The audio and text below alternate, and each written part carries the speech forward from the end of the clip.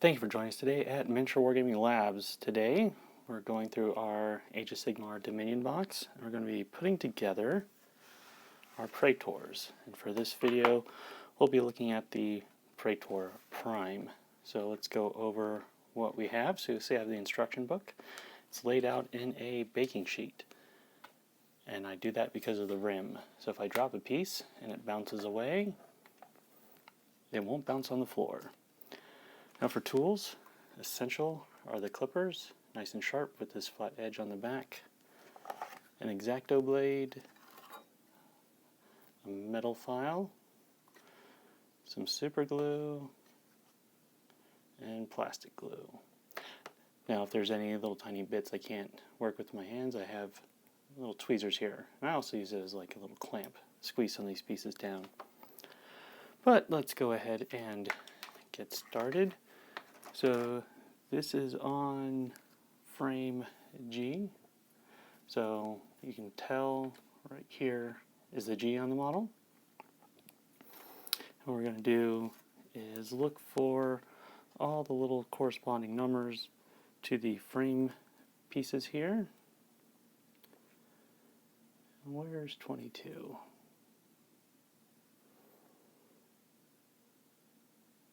Oh, there it is.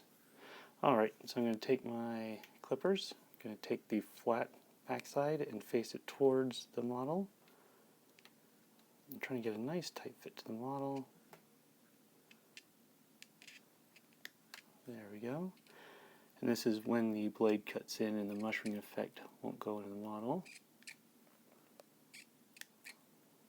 And make sure you don't cut off the pins while you're doing this. Alright, then we're going to take 22, I'm going to lay him down on instruction there. And we're going to keep going around looking for all our little pieces, and we're going to clip them out, and we're going to lay them down on the instruction pad so we don't lose our place.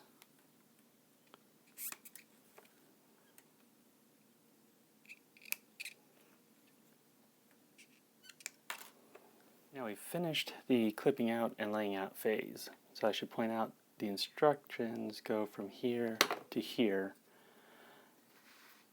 This set of instructions are if you want to turn this body frame into a regular Praetor and not a Praetor Prime. The difference is the fancy plume on the head and the drawing the sword. But now let's clean these up. And what I mean is you might have noticed when cutting these models off, so we cut it off right there. Even if you cut it tightly, there's still a little nubbin left over from where the sprue gate cut into the model. And what we're going to do is we're just going to take our X-Acto blade and trim some of those down. We want a nice smooth flush, especially here on the pins, since those have to go into the very tightly machined receiver slots on the other side. And something else you can do is take a metal file and smooth that out so it doesn't show up on the paint job. Now normally there's a mold line that runs and connects all these and goes around. On these models of the Dominion box you really don't see many of them on all the models. They're not noticeable, but it's something I like to do there. Alright, so we're going to go around and clean up all these pieces before we begin assembly. Now we've finished our cleaning, and I should warn you that when filing or clipping, watch out for these long ends right here. Some of these times I don't even clean these because I don't want to snap them off. It's okay to do that. Remember, the cleaning stage is just to make the model better. If it damages the model, then there is no point in doing it. Alright, so now we're going to grab some of our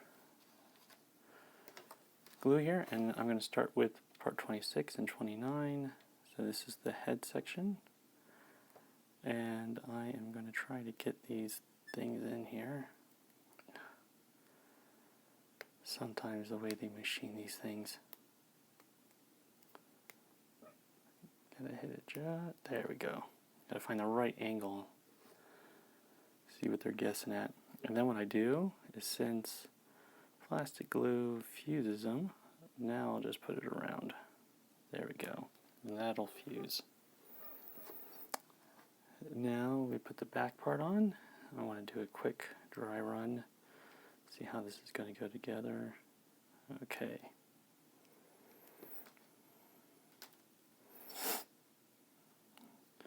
I'm going to hit a couple of these spots here. I don't want to touch the pegs themselves.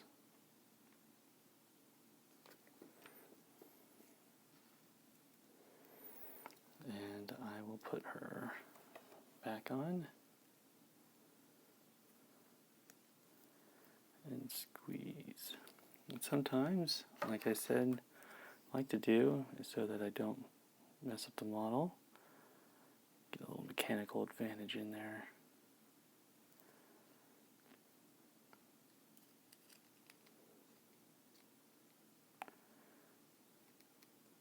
There we go.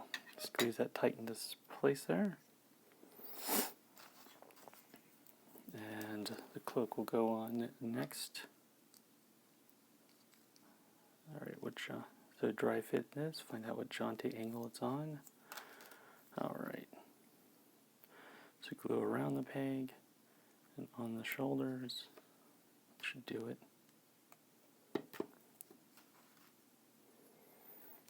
That way you know she's in charge. She has a fancier cloak.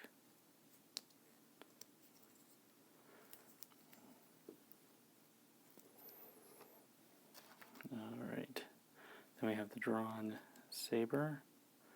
This piece should be a little bit trickier. Yeah, she's drawn it off the hip. So what I'm going to do is I'm going to push this into place. Because a lot of times these fits are so tight the glue gets in the way.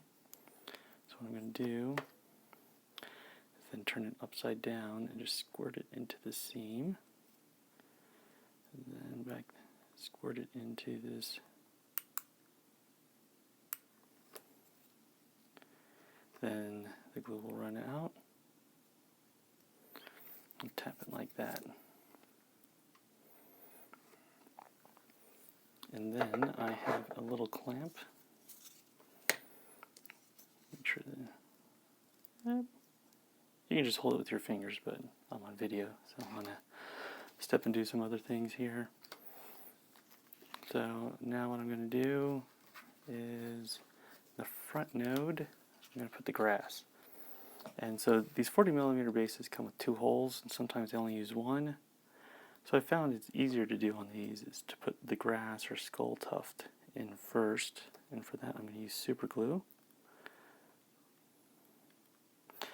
And that's so if I ever have to snap it off its base, put it on a different base, it should be a little bit easier.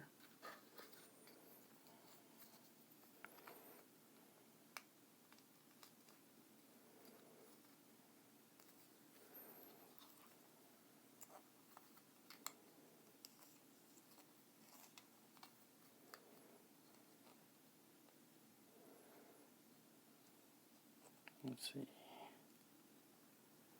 I'm going to first guide it partly. There we go. And then I'll just shoot a bunch of super glue.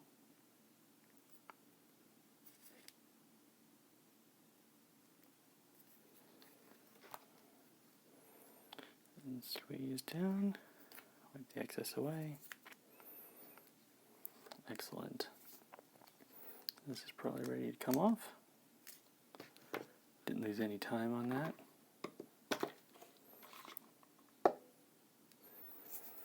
Alright, now let's think about how this one's going to go on. Do the same thing, we'll guide it on just a little bit of pressure.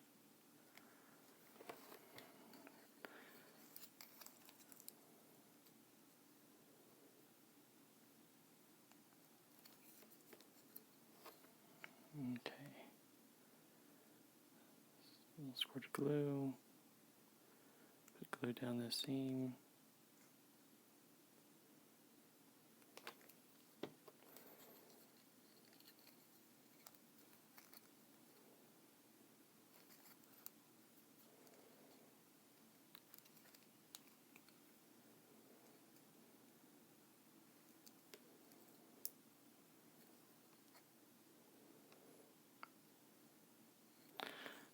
hold it in place there for a little bit.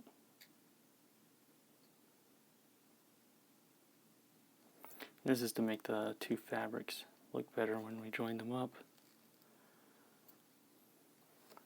Alright, that's locked in there. And what we can actually do is to make this fabric look smoother. Once this is completely set, we can go back over the file and smooth it back together. But that actually looks like it turned out pretty well there. So let's put on the final bit here.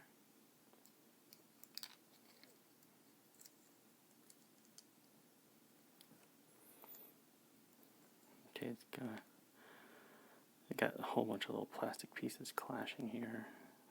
Okay. So when you put it on the right part. Alright, so sometimes we run into this where the little thingy doesn't want to go in its home. Why don't you want to go into your home? So what I'm going to do, I'm just going to cut off this peg.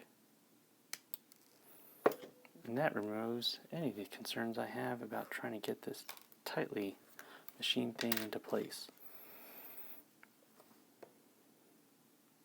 There we go. Because I could feel just pushing on it.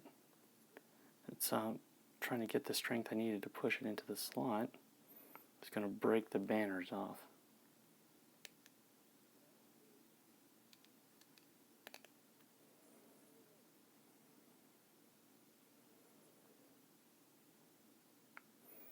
And then we do our 10 count. 10 count really does well to secure the model, the two plastics. That means the fusion will start. There we go. Outstanding. Very well done model. Well, thank you for joining us at Miniature Wargaming Labs, and we'll see you next time.